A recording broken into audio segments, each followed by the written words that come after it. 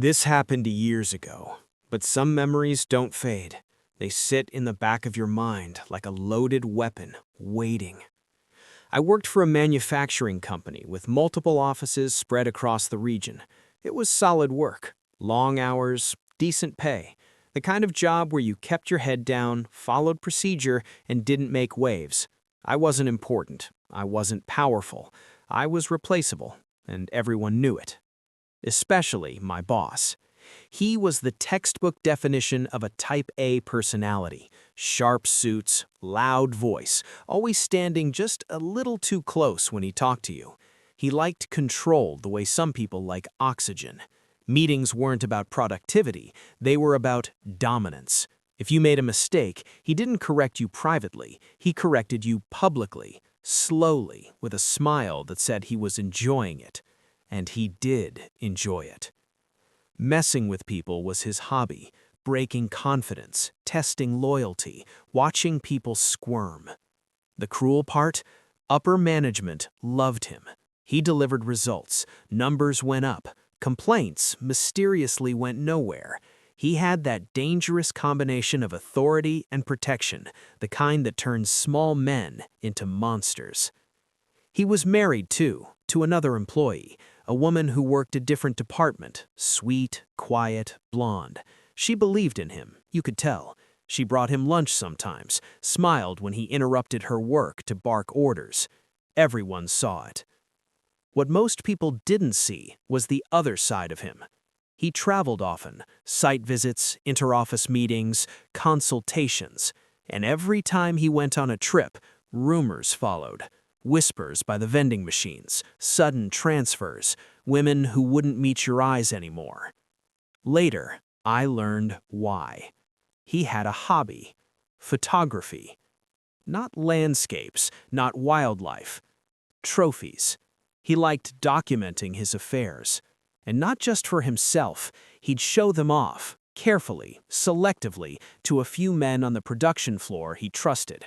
Bragging, laughing, acting like consequences were something that happened to other people. I didn't know any of this at first. At the time, my world was smaller, simpler. I was in a long-distance relationship with a woman from one of our other offices. She was smart, kind, grounded, the kind of person who actually listened when you spoke, the kind of person who made the miles between us feel survivable. We talked every night, sometimes until one of us fell asleep with the phone still warm against our ear. She wasn't my fiancée yet, but in my head, she already was. Then, my boss found out. It started casually, a comment in passing. "So, you're seeing someone from the other office?" The way he said it made my shoulders tense, like I just admitted to something I shouldn't have. He asked questions, too many. Where she worked, what department, how often we visited each other. I answered politely because that's what you do when the person asking controls your livelihood. I didn't realize I was handing him ammunition. A few weeks later, he announced a trip. Same office, same city where my girlfriend worked. I remember the unease that crept into my chest when she told me. "Your boss is coming here next week," she said. I laughed it off. Tried to, but something about it felt wrong. While he was there, his behavior toward me shifted. More smirks, more comments about opportunity, about how some people didn't know how to say no to the right man. Then, it happened. He approached her directly. Not professionally, not subtly. He cornered her under the guise of work talk, then crossed the line. The kind of line that doesn't need graphic detail to be understood. He assumed authority gave him permission. He assumed charm would do the rest. He was wrong. She shut him down immediately. Clear, firm, no room for misunderstanding. And that's when his ego snapped. Within days, accusations appeared, complaints, stories that didn't line up, but didn't need to because they came from him. She was fired. Just like that. No investigation, no warning. Just gone. I found out over the phone. Her voice was shaking, trying to stay strong, apologizing like it was somehow her fault. I sat on the edge of my bed, staring at the wall, my hands numb. I wanted to drive straight to work and confront him. I wanted to scream, to swing, to burn everything down. But anger doesn't scare men like him. Patience does. At work, he pretended nothing happened. Maybe he even enjoyed knowing what he had taken from me. He'd pass my desk, clap a hand on my shoulder, and smile. That smile followed me home, into my sleep, into every quiet moment. I realized a terrifying thing during those weeks. He thought he'd won, and men like him get sloppy when they think they're untouchable. I didn't know how yet, but I knew one thing with absolute clarity. I wasn't going to fight him loudly. I was going to wait. And when I finally moved, I was going to end him. The hardest part wasn't the anger. It was the helplessness. Every morning, I walked into the same building where my boss still ruled like nothing had happened. Same booming laugh, same confident stride, same authority that could erase someone's career with a sentence. And every morning, I swallowed it. People say patience is a virtue. They don't tell you how heavy it feels in your chest. My girlfriend, now unemployed because she refused him, tried to reassure me. That alone almost broke me. She kept saying, "It's okay, we'll figure it out. I don't want you ruining your life over this." But the injustice was corrosive. It seeped into everything. I stopped sleeping properly. I replayed imaginary confrontations in my head, each one ending worse than the last. In every version where I acted on impulse, I lost my job, my future, and still didn't get justice. And he knew it. That's the cruel brilliance of people like him. They position themselves so that reacting makes you look unstable. I started paying attention instead, really paying attention. I noticed how carefully he guarded certain things. His briefcase never left his side. His office door was usually locked, even during the day. And yet, sometimes it wasn't. The rumors started making sense. The whispers about photos, about him bragging to a small circle, about proof of his conquests. At first, I dismissed it as exaggeration. Office gossip tends to inflate stories into legends. But then I saw it. One afternoon, I walked past the production floor and caught a glimpse through the glass of his office. The door was cracked just enough. He was inside with two guys from the floor, laughing. On his desk was a stack of photographs. I didn't see details, just the way he held them, the posture, the pride. My stomach dropped. That night, I didn't sleep at all. If the rumors were true, if he was dumb enough to document his affairs, then he was sitting on a bomb. And people who think they're invincible never imagine someone quieter might be watching. Still, knowing something exists and getting to it are two different things. Weeks turned into months. I kept my head down. I did my job better than ever. No mistakes, no attitude, no visible resentment. I became invisible on purpose.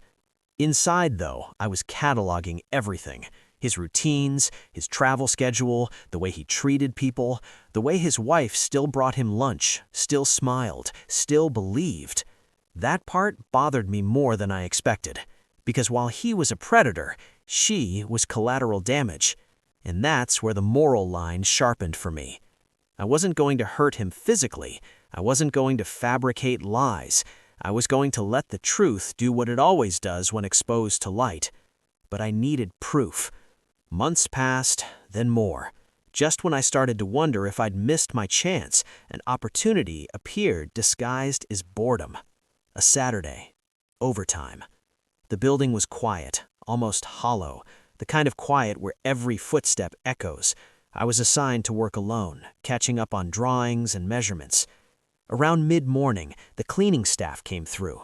Same routine as always. Vacuum hums, trash carts rattling, doors unlocking, then locking again. Except this time, something different happened. The cleaning lady unlocked my boss's office. I watched from across the hallway as she propped the door open to empty the trash. My pulse picked up, slow but heavy, like a drum. I didn't move. Not yet. She finished, wiped the desk, and turned to leave. As she passed me, she nodded and said casually, "Just close the door when you're done, okay?" That sentence landed like a gunshot in my head. My mouth went dry. I waited until her footsteps faded towards accounting, counted to 10, then 20. Then I stood up. I walked into his office like I belonged there. The air inside felt different, stale, perfumed with his cologne and the faint smell of paper and dust. I picked up a set of drawings from his desk, spread them out, and pretended to take measurements. My hands were steady. That surprised me. I closed the door gently and locked it. Then I went to his desk. Every drawer felt louder than it should have been. I moved carefully, deliberately. Top drawer, office supplies. Second drawer, files. Third drawer, nothing useful. For a moment, doubt crept in. What if the rumors were wrong? What if I was risking everything for nothing? Then I checked the back of the bottom drawer. There they were.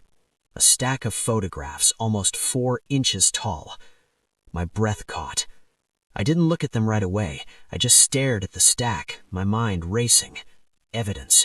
Real, undeniable, career-ending evidence. I flipped through a few. Clear shots. His face visible. Different women, different locations, different dates. All with dark or red hair. His wife was blonde. The irony was almost poetic. I didn't hesitate.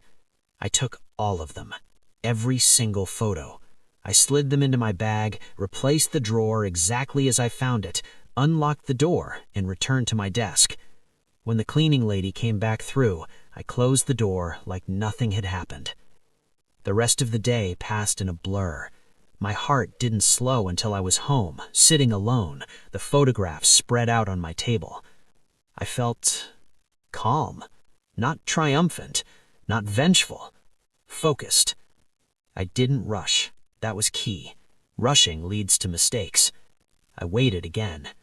Weeks later, he announced another trip. That's when I acted.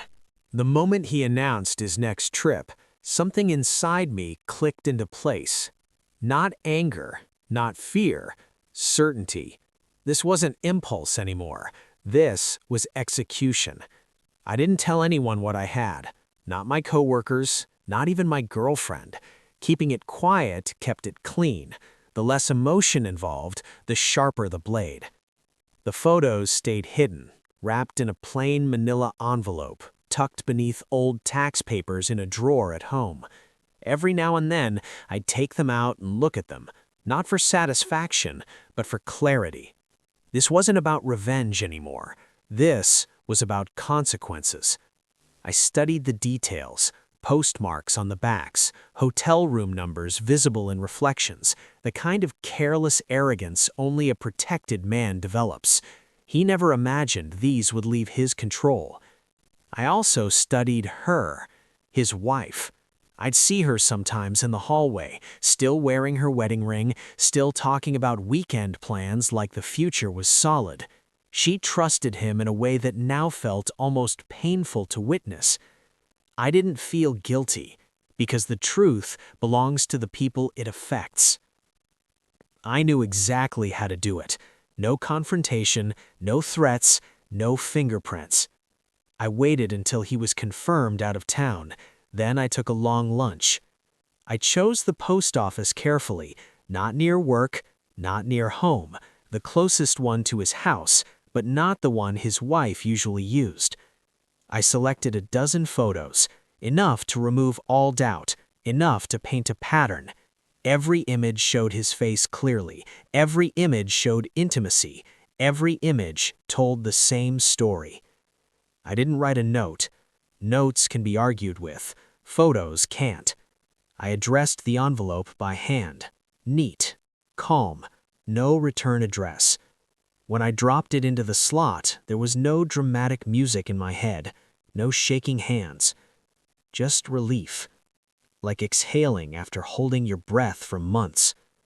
Then I went back to work. Days passed. Then silence. Then whispers. He came back from his trip, different. The confidence was still there, but cracked.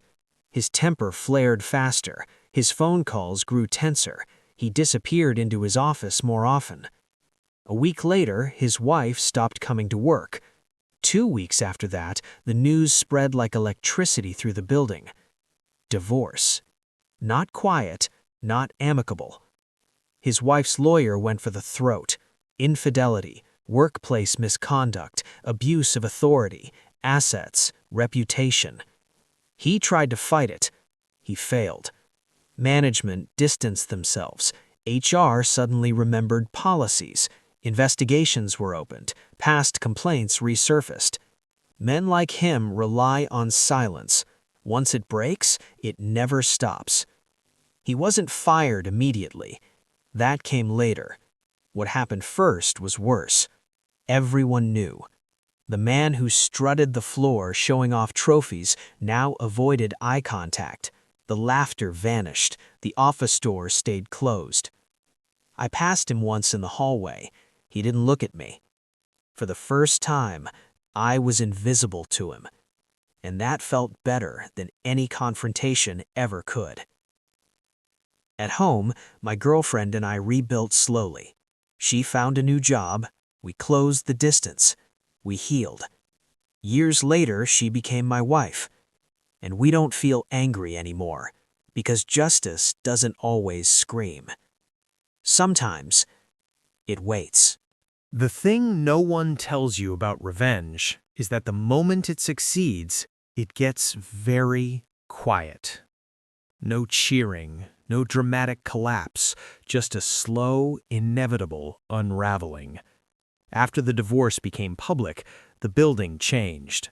Conversations lowered when he walked by. People who once laughed at his jokes suddenly remembered deadlines. Meetings ended quicker. Invitations dried up. Power is fragile when it's built on fear. I watched it happen from my desk, pretending to focus on schematics while the tension thickened the air. HR representatives I'd never seen before started appearing. Files were requested. Old emails were revisited. Former employees were contacted. The same system that once protected him now needed to protect itself. He started missing days, then weeks. When he did show up, he looked smaller, not physically, but energetically. His shoulders slumped, his eyes darted. The man who once took pleasure in control now lived in reaction mode. I realized something then. This wasn't about me anymore. It never really was. Men like him always overplay their hand. All I did was remove the blindfold. Eventually, the announcement came. Quiet, internal, no speech, no send-off. He was gone. No grand firing, no parade of shame, just erased. The way he erased others. I never told anyone what I'd done. Not at work, not in the years that followed.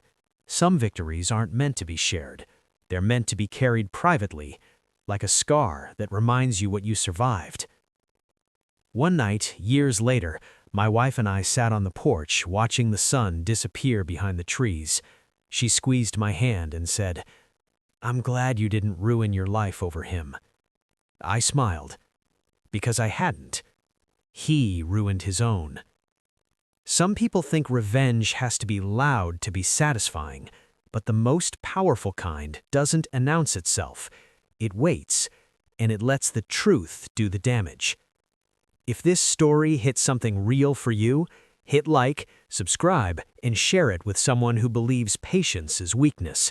And tell me in the comments, what's the quietest, most satisfying justice you've ever seen? Because sometimes, the best revenge is simply letting someone face who they really are.